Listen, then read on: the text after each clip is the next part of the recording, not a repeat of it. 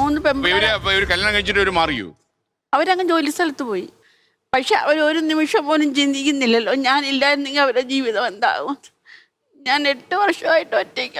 ഈ ഒരു നമ്മുടെ മുന്നിലത്തെ ജനറേഷനാണ് കൂടുതലും ഇവരെ ഒഴിവാക്കാൻ വേണ്ടി ശ്രമിച്ചുകൊണ്ടിരിക്കുന്നത്.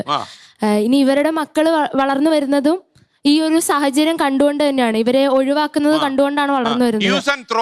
കുറച്ച് നാൾ കഴിയുമ്പോഴത്തേക്കും ഇവർക്കും പ്രായമായി വരികയാണ്.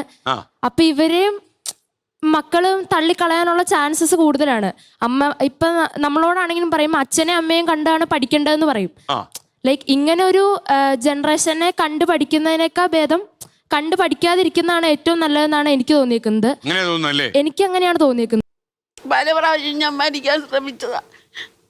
അവർക്ക് 5 പേർക്കും എന്നെ വേണ്ട.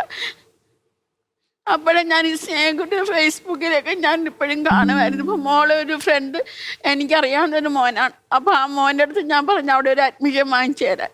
അങ്ങനെ എനിക്ക് അഡ്മിഷൻ കിട്ടി. എൻ്റെ അഡ്വക്കേറ്റിനെ വിളിച്ചാണ് ഞാൻ അവിടെ വന്നത്. ഇപ്പം എനിക്ക് 42 വർഷമായി കിട്ടാത്ത സ്നേഹം എനിക്ക് ആ മോളടുത്തുനിന്ന് കിട്ടുന്നുണ്ട്. എനിക്ക് എൻ്റെ മക്കൾ പോയെങ്കിലും എനിക്ക് 3 മക്കളെ കിട്ടി. നിഷമോളെയും ആശമോളെയും കണ്ണമ്മോനെ അവർ ഞങ്ങളെ പൊന്നുപോലെ നോക്കുന്നുണ്ട്.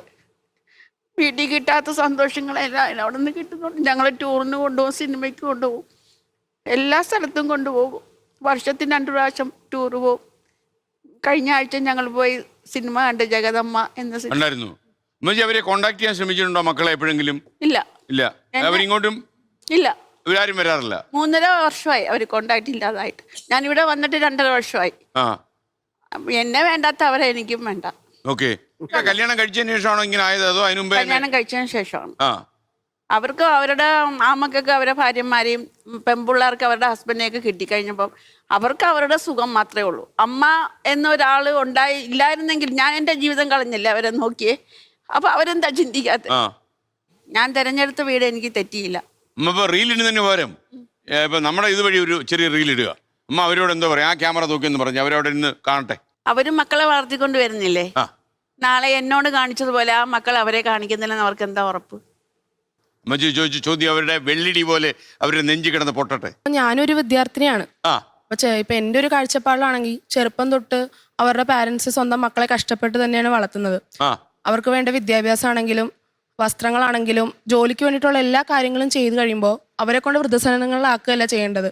പകരം അവർക്ക് സ്നേഹം കൊടുക്കുക, അവരെ നല്ല രീതിയിൽ നോക്കുക. ഇപ്പം എൻ്റെ വീട്ടിലാണെങ്കിൽ പോലും എൻ്റെ അച്ഛനും അമ്മയും എൻ്റെ അച്ഛൻ്റെ പാരൻസിനെ നല്ല രീതിയിൽ തന്നെയാണ് നോക്കണത്. അപ്പോൾ എനിക്കത് മനസ്സിലായി ഭാവിയിൽ എങ്ങനെ വേണം എൻ്റെ പാരൻസിനെ നോക്കാൻ. അവർക്ക് ആവശ്യമുള്ള സമയങ്ങൾ എപ്പോഴും നമ്മൾ കൂടെ വേണം.